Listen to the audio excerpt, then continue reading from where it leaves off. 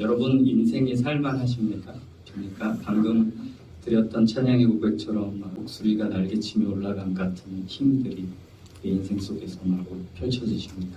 굉장히 다들 인생 얘기하니까 눈빛이 의미심장해지면서 제가 눈을 어디로 쳐다봐야 될지 모르겠습니다. 만만치 않은 인생이죠. 여러분들도 그렇게 느끼고 계신지는 모르겠지만 저는 예수님을 인격적으로 만나고 예수님과 관계가 뭔가 더욱더 깊어지는 것 같을수록 시간이 흐르면 흐를수록 내 인생이 내 계획대로 안 되어가고 어디론가 막 끌려가는 듯한 느낌을 경험을 했었고 지금도 하고 있습니다. 사실 인생이라는 게 처음부터 그랬거든요.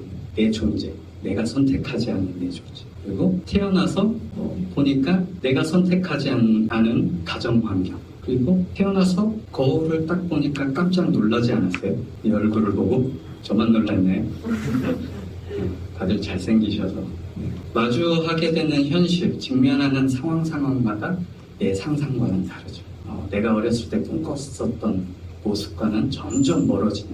그래서 상황에 맞추어서 어쩔 수 없이 선택하는 것들이 굉장히 많죠.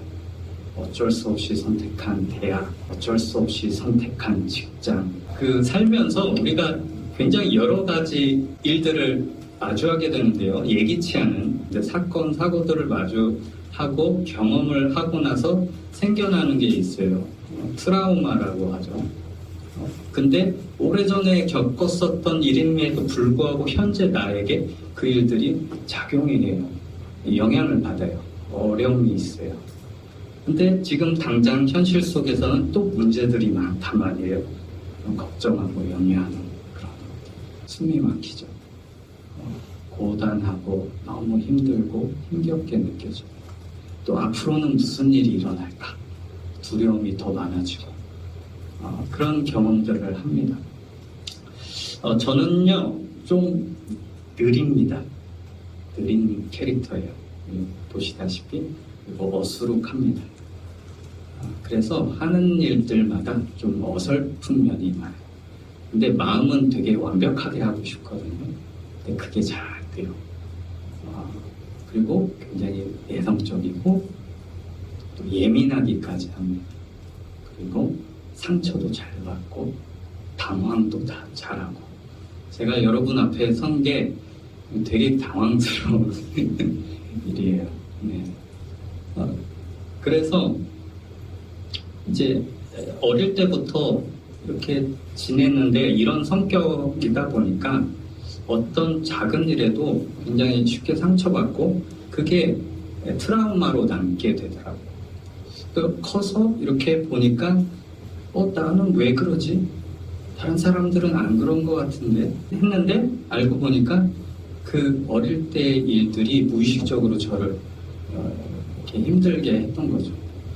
사역을 하는 중에도 그런 거를 굉장히 많이 느껴서 사역하는데도 되게 많이 힘들었습니다. 그래서 이런 질문들을 하게 되는 거죠. 왜 나는 자꾸 일이 꼬이지? 왜 잘 안 풀리지? 왜 나는 이렇게 어수룩하고 느리지? 내가 가진 시간과 능력에 대해서 자꾸 손해를 보는 것 같거든요. 그리고 나는 왜 이렇게 나약해지기만 할까? 왜 이렇게 두려움이 더 커지기만 할까? 이런 질문들을 던지기 시작을 했어요. 그 질문이 어디를 향했냐? 나를 만드신 하나님. 나를 지금도 이끌고 인도하고 계시다는 그 하나님한테 제가 질문이 향하는 거죠. 그래서 하나님에 대한 분노가 굉장히 컸었던 때가 있었어요. 하나님은 내 기도 안 들어주시는 분. 하나님은 나를 힘들게 하시는 분. 내 삶을 굉장히 가만히 놔두지 않고 괴롭히시는 분이라고 그런 생각이 들기도 했어요. 하나님 왜 나를 이렇게밖에 안 만드셨어요? 나 잘하고 싶은데 더 잘하고 싶어요. 하나님 왜 그때 하필이면 그런 일을 겪게 하셨어요? 나 그때 너무 힘들었어요. 지금도 그때 생각이 떠오르면요 마음이 막 무너져 내려요. 아무것도 못하겠어요. 이런 질문들을 던지게 된 거죠. 일반적으로 자신에게 있는 결핍과 열등감이 어떤 일을 한다고 하죠? 자신의 부족함을 채우기 위해서 노력하게 만들고 어떤 일을 성취를 해내는, 그렇게 극복하게 만드는 역할을 한다고 하죠. 예를 들어서 소통 강연으로 유명한 김창옥 선생님 아시죠? 다 한 번쯤 다 보셨을 것 같은데, 김창옥 선생님이 소통 강연으로 유명해질 수 있었던 계기는 어렸을 때 아버지와 소통이 전혀 없어서, 그래서 소통에 목이 말랐던 거죠. 소통에 대해서 막 이야기하다 보니까 그 자리에 있게 된 케이스가 된 거죠. 그런데 모든 결핍과 연약함이 다 그런 식으로 극복되어지는 것 같진 않아요. 왜냐면은 각자 캐릭터, 성격이 다르고 환경이 다르기 때문에 이게 다 그런 식으로 나타나지는 않는 것 같고요. 성경에서는 결핍과 연약함이 극복되어져서 어떤 일을 하게 한다라고 얘기하지 않고요. 오히려 그 결핍과 연약함 자체가 어떤 일을 하고 있다라고 보여주고 있거든요. 굉장히 많이 보여줍니다. 구약시대 때부터 인물들을 보면은, 삶을, 인생을 보면은 굉장히 많이 그런 것을 보여주고 있는데요. 예를 들자면은 예수님이 이 땅에 오셨을 때 유대인들 사회를 크게 두 부류로 보여주시거든요. 대조시켜서 비교해서 보여주시는데, 복음서에서 한 부류는 모든 것이 완벽해 보이고 모든 것을 다 잘 해내고 자신들마저도 우리는 온전하다고 외쳤던 바리새인과 서기관들이 있었죠. 그 반대 부류는 어떤 부류였나요?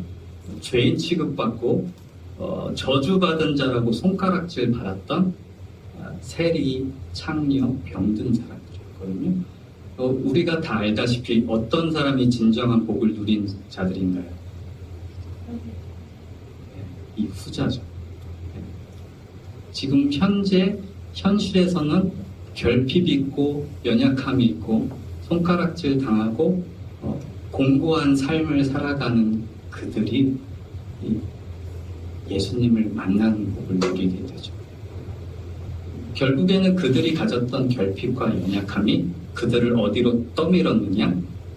예수 그리스도께로 떠밀었습니다. 인생의 정답은 예수 그리스도밖에 없다 라는 것을 알게 된 거죠. 어쩌면은 우리가 겪는 결핍, 연약함, 어려운 현실, 이것들이 우리를 어디로 내몰고 있는 걸까요? 우리를 어디로 인도하고 있는 걸까요? 예수님이 그들을 만나주시죠. 만나주시고 병을 고쳐주시고 죄를 용서해 주세요. 또 그들의 결핍과 연약함이 어떤 역할을 했냐면은 예수님이 하나님의 아들, 메시아 그리스도다 라는 사실을, 또 그들의 연약함이 그 역할을 나타내는데, 예수 그리스도를 나타내는데 역할을 했다는 것이죠. 세상에는 약육강식 법칙이 있죠. 강자만이 살아남게 되는, 약자는 어떻게 되나요? 이용만 당하다가 쓸모없이 버려지는. 그런데 하나님 나라에서는 오히려 반대예요.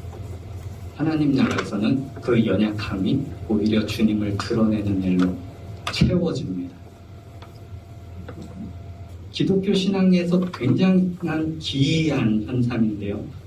내가 비워지면 비워질수록, 내 자신이 깨지면 깨질수록 주님의 것으로 채워지고 주님이 드러나는 일들로 준비되어지고 그런 일들이 일어나는 거죠.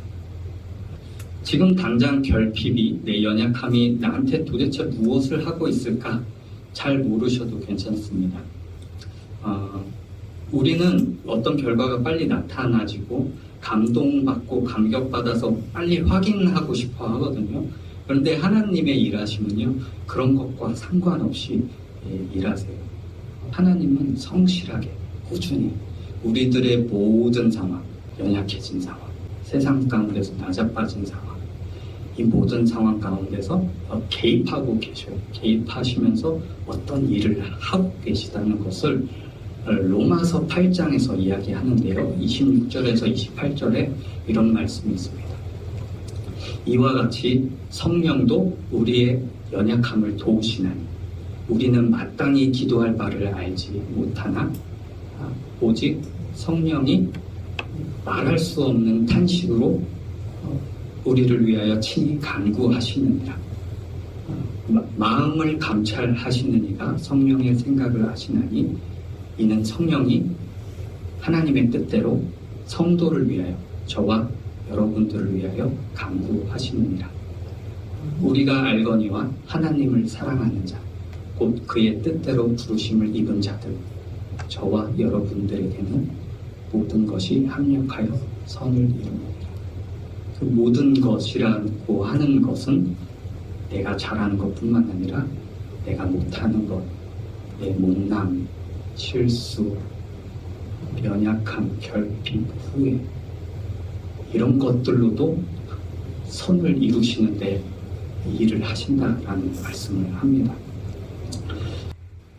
우리가 이제 삶을 살면서 내 상황이 너무 안 좋아지고 너무 힘들어지게 되면은 내가 하나님께 더 멀어지지 않을까?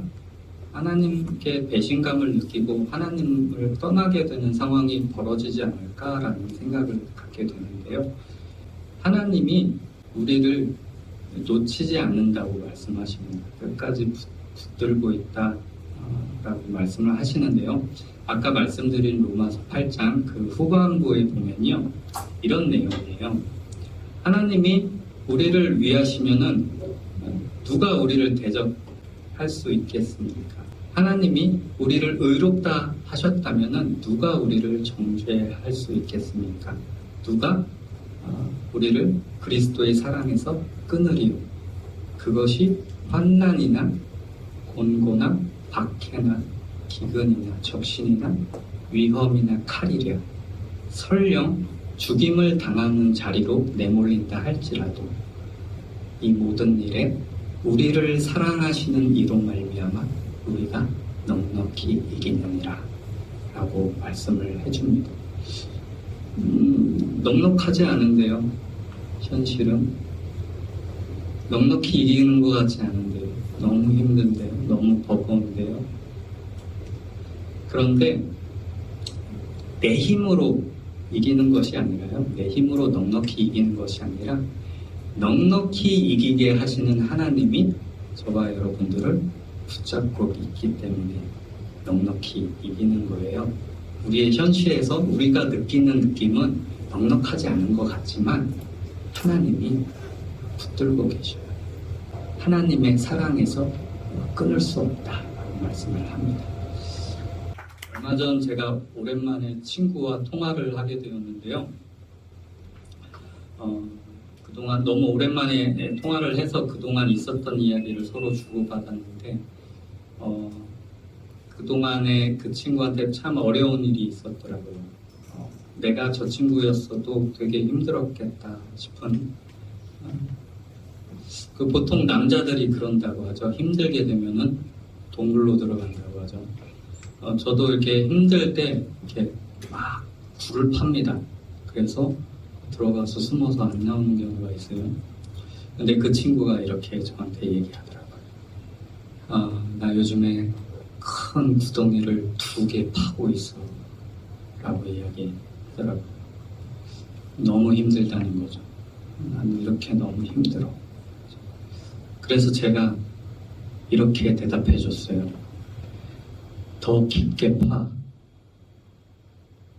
더 힘들다는 얘기인가요? 더 깊게 파나. 이 시간이 지나면은 네가 파놓은 그 구덩이 하나님이 그 하나님의 생명수로 가득 채워주실 거예요. 그래서 너도 살게 되고 다른 사람들도 살리게 되는 생명의 우물로 만들어 주실 거니까. 우리가 믿는 하나님 그렇게 일하시는 분이잖아요. 그러니까 우리 좀 힘겹더라도 이 시간 잘 견뎌보자 라고 이야기해 줬습니다.